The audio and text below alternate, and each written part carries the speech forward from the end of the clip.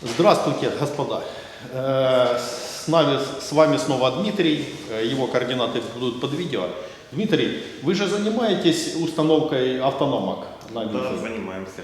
А расскажите, вот сколько у вас это стоит и вот какие были случаи, например, в вашей практике, то есть вот сколько стоит, например, установить автономку?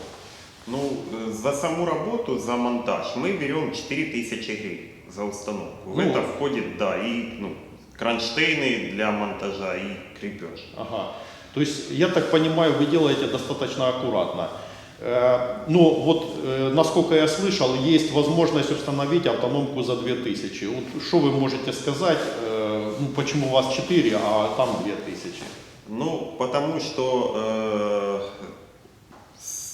монтаж у нас происходит, занимает очень много времени, если это делать аккуратно.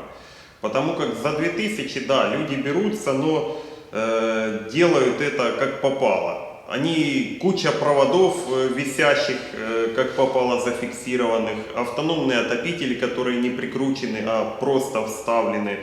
Насколько я знаю, вы кронштейн на лазере. Да, кронштейн мы изготавливаем на лазере, порошковая покраска происходит.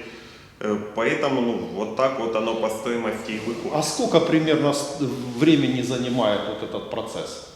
По времени монтаж занимает, приблизительно 12 часов. Ну это вы вдвоем работаете? Да, с 9 утра и до 9 вечера. 2 человека.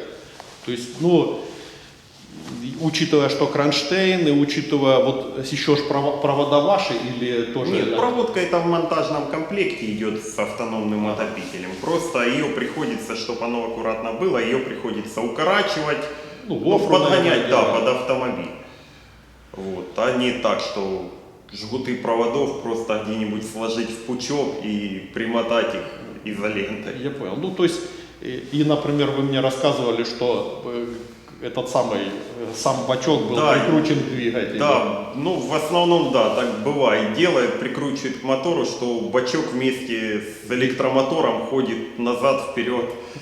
Ну, естественно, это шланг, а он начинает двигаться, рано или поздно он или переломается, или выдернется.